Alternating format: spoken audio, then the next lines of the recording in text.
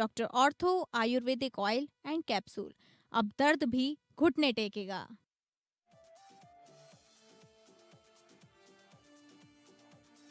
तमिलनाडु के CM Stalin का गृह मंत्री अमित शाह पर करारा वार। कहा, तमिलनाडु को शाह नहीं समझते, वो पूरी संघी बटालियन लेकर आ जाएं, कुछ नहीं कर पाएंगे।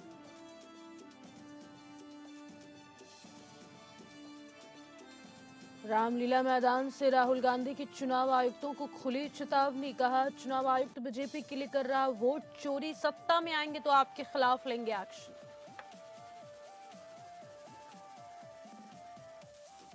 राजस्थान में 3 विधायकों के भ्रष्टाचार पर सीएम का बड़ा एक्शन। एमएलए एलएटी के खाते फ्रीज, हाई लेवल जांच कमेटी बनाई।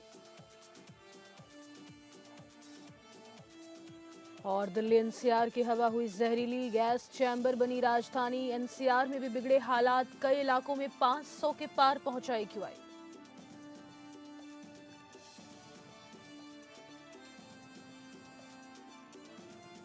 नमस्कार, आप सभी का स्वागत है टॉप अपडेट में। मैं हूं आपके साथ शालिनी राणा। शुरुआत करेंगे टॉप अपडेट की। भारतीय जनता पार्टी के प्रदेश अध्यक्ष के रूप में पंकज चौधरी के ताजपोशी की सूचना मिलते ही कार्यकर्ताओं में उत्साह का माहौल दिखाई पड़ रहा है। इसी क्रम में जनपद बस्ती के परशुरामपुर क्षेत्र के भारतीय जनता पार्टी कार्यालय पर कार्यकर्ताओं ने पटाखे फोड़े और एक दूसरे को मिठाइयां खिलाई। साथ ही कार्यकर्ताओं ने मीडिया से बात करते हुए बताया कि भारतीय जनता पार्टी ने पूर्वांचल से पंकज चौधरी के रूप में पहला प्रदेश अध्यक्ष दिया है, जिससे कि पूर्वांचल के लोगों में उत्साह दिखाई पड़ रहा है। साथ ही कार्यकर्ताओं ने ये भी कहा कि 2027 में पंकज चौधरी के नेतृत्व में भारतीय जनता पार्टी 400 पार के नारे को चरितार्थ करती हुई दिखाई पड़ेगी। यूपी भाजपा को नया प्रदेश अध्यक्ष मिल गया है। केंद्रीय पर्यवेक्षकों ने उनके नाम की घोषणा की। हालांकि शनिवार को एकमात्र नामांकन होने की वजह से पहले ही उनके नाम पर औपचारिक मुहर लग गई थी। लखनऊ के राम मनोहर लोहिया वीवी कैंपस के सभागार में इसकी घोषणा की गई। इस मौके पर केंद्रीय चुनाव पर्यवेक्षक, राष्ट्रीय महामंत्री विनोद तावड़े, प्रदेश अध्यक्ष निर्वाचन के केंद्र प्रभारी केंद्रीय मंत्री पीयूष गोयल, प्रदेश चुनाव अधिकारी पूर्व केंद्रीय मंत्री डॉक्टर महेंद्र नाथ पांडे ने पंकज चौधरी की जीत की घोषणा की। इस अवसर पर मुख्यमंत्री योगी आदित्यनाथ, प्रदेश भाजपा अध्यक्ष भूपेंद्र सिंह चौधरी, उप मुख्यमंत्री केशव प्रसाद मौर्य, ब्रजेश पाठक तथा प्रदेश महामंत्री धर्मपाल सिंह सहित अन्य वरिष्ठ नेता उपस्थित रहे। यूपी के बुलंदशहर से एक दर्दनाक खबर सामने आई है, जहां गैस गीजर ने एक मासूम की जान ले ली। कोतवाली नगर क्षेत्र के देवीपुरा प्रथम में बाथरूम में नहाते समय 15 वर्षीय गरिमा जहरीली गैस की चपेट में आ गई। गैस गीजर से निकलने वाली गैस के कारण किशोरी बाथरूम में ही बेहोश हो गई।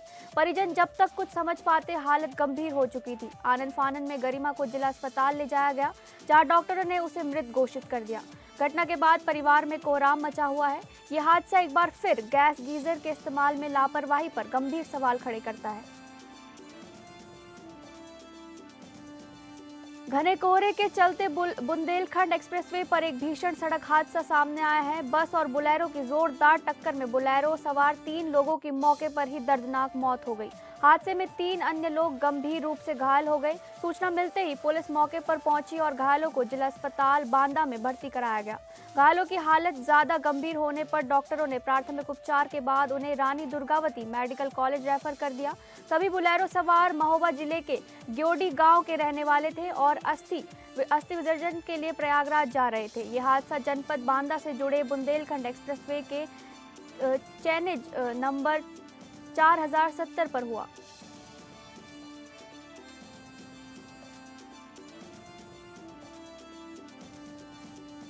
जिले में अलग अलग सड़क हादसों में 3 लोगों की दर्दनाक मौत हो गई।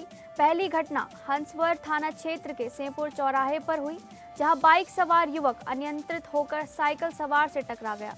हादसे में जमीन पर गिरने से युवक अर्जुन के सिर में गंभीर चोट आई और मौके पर ही उसकी मौत हो गई। दूसरी घटना बांसखारी थाना क्षेत्र के जीवंत गांव के पास हुई। यहां स्कूटी पर सवार 4 लोग अनियंत्रित होकर सड़क पर गिर पड़े और पीछे से आ रही ट्रैक्टर ट्रॉली की चपेट में आ गए। इस हादसे में एक पुरुष और एक महिला की मौके पर ही मौत हो गई। पुलिस ने तीनों शवों को कब्जे में लेकर पोस्टमार्टम के लिए भेज दिया है।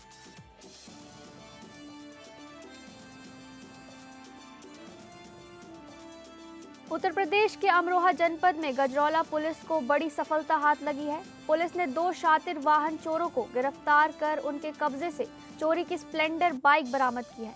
ये कार्यवाही गजरौला निवासी ऋषभ शर्मा की तहरीर पर दर्ज मुकदमे के बाद की गई। मुखबिर की सूचना पर पुलिस ने यश पब्लिक स्कूल के आगे खाद गुजर रोड से दोनों आरोपियों को दबोच लिया। गिरफ्तार आरोपियों की पहचान संजय वर्मा और मोहित विश्वकर्मा के रूप में हुई है। मौके से चोरी की गई मोटरसाइकिल भी बरामद की गई है। अमरोहा एसपी अमित कुमार ने सफल कार्यवाही के लिए गजरौला कोतवाली मनोज कुमार की सराहना की है।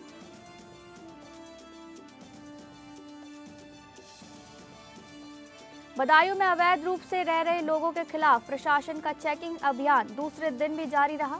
सदर कोतवाली क्षेत्र स्थित छोटे और बड़े सरकार की दरगाह परिसर में दूर दराज से आकर बसे लोगों पर कार्यवाही की गई।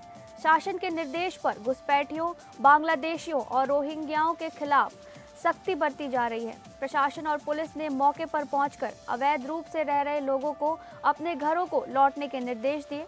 पुलिस को देखकर कई लोगों ने खुद ही अपनी झोपड़ियां तोड़नी शुरू कर दी। वहीं रह रहे लोगों ने आधार कार्ड होने और इलाज व मजदूरी के लिए रुकने की बात कही। अभियान के दौरान सीओ सिटी मजिस्ट्रेट समेत भारी पुलिस बल मौजूद रहा, जिससे इलाके में हड़कंप मच गया। बाराबंकी जनपद में सड़क हादसों का सिलसिला थमने का नाम नहीं ले रहा है। ताजा मामला मसौली थाना क्षेत्र के अंतर्गत बाराबंकी बहराइच हाईवे स्थित मसौली चौराहे के भयारा मोड़ का है, जहां एक दर्दनाक सड़क हादसे में साइकिल सवार युवक गंभीर रूप से घायल हो गया, जबकि मोटरसाइकिल सवार को मामूली चोटें आई। पूरी घटना का सीसीटीवी फुटेज भी सामने आया है, जो हादसे की भयावहता को बयां करता है। जानकारी के अनुसार रामनगर की ओर से आ रही रोडवेज बस ने पहले एक मोटरसाइकिल को टक्कर मारी। इसके तुरंत बाद बस ने सड़क किनारे साइकिल से जा रहे युवक को रौंद दिया। साइकिल सवार की पहचान जब्बार पुत्र इरशाद निवासी जोरी उम्र लगभग 36 वर्ष के रूप में हुई है। जब्बार किसी निजी कार्य से डेढ़वा गांव आए गए थे और वहां से वापस अपने गांव लौट रहे थे। जैसे ही वह भायरा मोड़ के पास पहुंचे, तभी तेज रफ्तार बस ने उन्हें चपेट में ले लिया।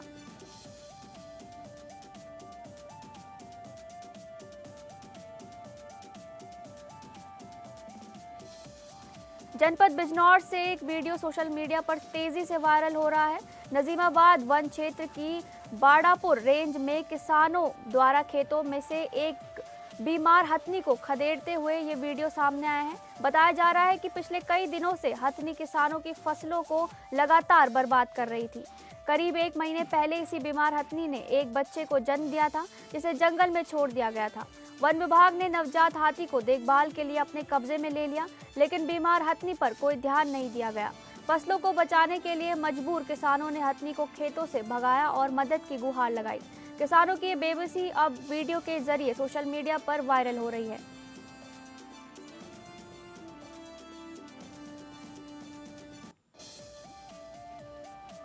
धामपुर से एक दर्दनाक सड़क हादसे की खबर सामने आई है। एसबीडी कॉलेज के पास तेज रफ्तार कार ने एक बुजुर्ग व्यापारी को जोरदार टक्कर मार दी। हादसे में व्यापारी सतपाल की मौके पर ही मौत हो गई। बताया जा रहा है कि सतपाल खाना खाने के बाद टहलने के लिए निकले थे। टक्कर इतनी भीषण थी कि बुजुर्ग ने घटनास्थल पर ही दम तोड़ दिया। सूचना मिलते ही पुलिस मौके पर पहुंची और कार व उसके चालक को हिरासत में ले लिया। पुलिस मामले की जांच में जुटी हुई है।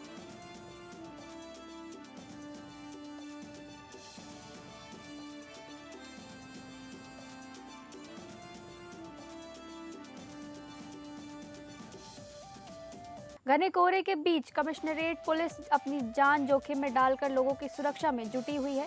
ग्रेटर नोएडा में कोहरे की गंभीर स्थिति को देखते हुए दादरी कोतवाली की कोर्ट चौकी पुलिस ने वाहन चालकों से विशेष सावधानी बरतने की अपील की।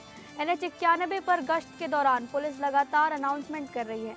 वाहन चालकों को विपरीत दिशा में वाहन न चलाने और धीमी गति से चलने की सख्त हिदायत दी जा रही है। पुलिस फॉग लाइट के इस्तेमाल और सुरक्षित दूरी बनाए रखने की सलाह भी दे रही है, ताकि घने कोहरे के कारण किसी भी प्रकार की दुर्घटना को रोका जा सके।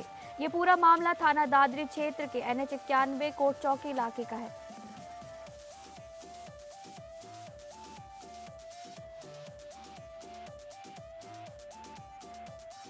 हमीरपुर जिले के सुमेरपुर से निकले NH 34 हाईवे में फैक्ट्री एरिया के समीप एक तेज रफ्तार ऑटो ने बाइक सवार यूपी 112 के सिपाहियों को जोरदार टक्कर मार दी, जिसमें दोनों सिपाही घायल हो गए और 112 की बाइक क्षतिग्रस्त हो गई।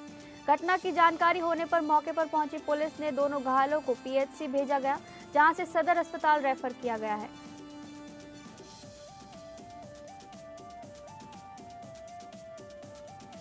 सरकारी रौब दिखाने के लिए एक युवक को फर्जी वीआईपी लाइट लगाकर गाड़ी चलाना महंगा पड़ गया। युवक ने अपनी गाड़ी पर लाल नीली बत्ती के साथ उत्तर प्रदेश शासन भी लिखवा रखा था। बताया जा रहा है कि ससुराल पक्ष से विवाद के चलते युवक रौब गांठने के लिए इस गाड़ी का इस्तेमाल कर रहा था। आरोपी युवक की ससुराल मुरारनगर रोम क्षेत्र में बताई जा रही है। सूचना पर पहुंची पुलिस ने गाड़ी का चालान कर उसे सीज कर दिया। साथ ही आरोपी युवक के खिलाफ शांति भंग की कार्रवाई भी की गई है। पुलिस जांच में सामने आया है कि गाड़ी पहले सरकारी महकमे में किराए पर थी, लेकिन हटने के बाद भी वीआईपी लाइट नहीं उतारी गई थी। हरदोई के संडीला में पुलिस ने अवैध मिट्टी खनन के खिलाफ बड़ी कार्यवाही की है। कोतवाली संडीला क्षेत्र के ग्राम महसोना में अवैध खनन की सूचना पर पुलिस टीम ने छापेमारी की। मौके से एक जेसीबी मशीन, 4 डंपर और एक ब्लैक स्कॉर्पियो गाड़ी को जब्त कर सीज किया गया। पुलिस ने मौके से 2 खनन माफियाओं को भी गिरफ्तार किया है। गिरफ्तार आरोपियों की पहचान इकबाल और जहूर के रूप में हुई है। पुलिस ने सभी वाहनों को कब्जे में लेकर आगे की कानूनी कार्रवाई शुरू कर दी है। इस कार्रवाई से क्षेत्र में खनन माफियाओं में हड़कंप मच गया है। बाबाओं की पिटाई का एक वीडियो सोशल मीडिया पर तेजी से वायरल हो रहा है। बताया जा रहा है कि बच्चों को पकड़ने की अफवाह के बाद ये विवाद सामने आया। लाठी डंडों से की गई पिटाई का वीडियो सामने आने के बाद इलाके में हड़कंप मच गया। वीडियो के वायरल होते ही सिटी कोतवाली पुलिस हरकत में आई और मामले में मुकदमा दर्ज कर लिया गया। ये घटना मछली शहर पड़वा स्थित हैवल्स शोरूम के सामने की बताई जा रही है। प्रत्यक्षदर्शियों के अनुसार छीटा कक्षी के बाद विवाद बढ़ा और मारपीट हुई। एसपी सिटी आयुष श्रीवास्तव ने बताया कि आरोपियों की गिरफ्तारी के लिए संभावित ठिकानों पर दबिश दी जा रही है। महोबा जिले के कुलपहाड़ कस्बे से इंसानियत को शर्मसार कर देने वाला मामला सामने आया है। यहाँ एक दबंग ने अपनी सनक मिटाने के लिए मानसिक रूप से विक्षिप्त युवक को बेरहमी से पीटकर घायल कर दिया। दबंग की ये पूरी करतूत पास में लगे सीसीटीवी कैमरे में कैद हो गई, जिसका वीडियो वायरल हो रहा है। फुटेज में साफ देखा जा सकता है कि आरोपी ने असहाय युवक का डंडा छीनकर लाठी से ताबड़तोड़ वार किए। मौके पर पहुंचे स्थानीय युवक ने जब विरोध किया तो दबंग उससे भी अभद्रता करते हुए लड़ने पर आमादा हो गया। घायल मानसिक युवक को इलाज के लिए सामुदायिक स्वास्थ्य केंद्र कुलपहाड़ में भर्ती कराया गया है। पुलिस ने पीड़ित की तहरीर के आधार पर मुकदमा दर्ज कर आरोपी की तलाश शुरू कर दी है। मैनपुरी जनपद के भोगांव थाना क्षेत्र में चोरों ने बड़ी चोरी की वारदात को अंजाम दिया है। मोहल्ला चौधरी में रात के समय चोरों ने बंद पड़े मकान के ताले तोड़कर लाखों रुपए के जेवर और नकदी चोरी कर ली। वारदात के समय गृहस्वामी उमाशंकर अपनी पत्नी का ऑपरेशन कराने आगरा गए हुए थे। सुबह उमाशंकर के भाई ने मकान का ताला टूटा देखा और इसकी सूचना दी। जानकारी मिलते ही सीओ भोगांव रामकृष्ण द्विवेदी मौके पर पहुंचे और घटनास्थल का निरीक्षण किया। फॉरेंसिक टीम ने भी मौके से जांच के लिए जरूरी नमूने एकत्र किए। पुलिस का कहना है कि जल्द ही चोरी की घटना का खुलासा कर आरोपियों को जेल भेजा जाएगा। नवी मुंबई में घर खरीदने वालों के लिए बड़ी राहत की खबर सामने आई है। सिडको द्वारा विभिन्न श्रेणियों के घरों की कीमतों में सीधे 10% की कटौती की घोषणा की गई है। उप मुख्यमंत्री एकनाथ शिंदे ने विधान परिषद में ये जानकारी देते हुए आम नागरिकों को बड़ी सौगात दी। उन्होंने बताया कि नवी मुंबई के खारगर, वाशी, खाड़कोपर, तलोजा, उल्वे, कलम्बोली, कामोठे और पनवेल में करीब 17,000 घर बनाए गए हैं। इन घरों की लॉटरी प्रक्रिया अगले 2 महीनों में पूरी की जाएगी। लॉटरी से पहले ईडब्ल्यूएस और एलआईजी श्रेणी के घरों की कीमतों में 10% की कटौती का फैसला लिया गया है।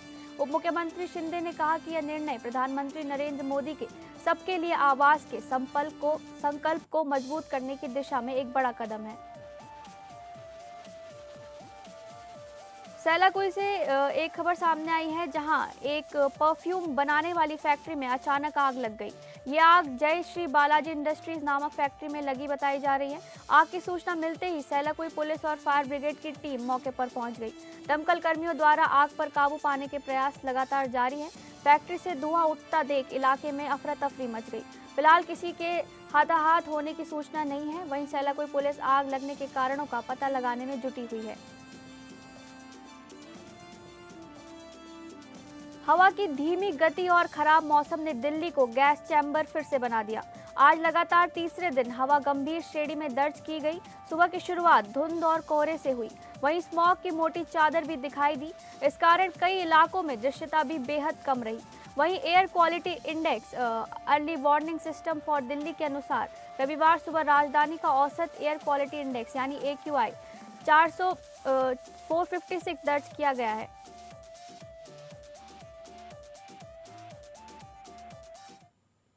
फिलहाल टॉप अपडेट में बस इतना ही। नमस्कार।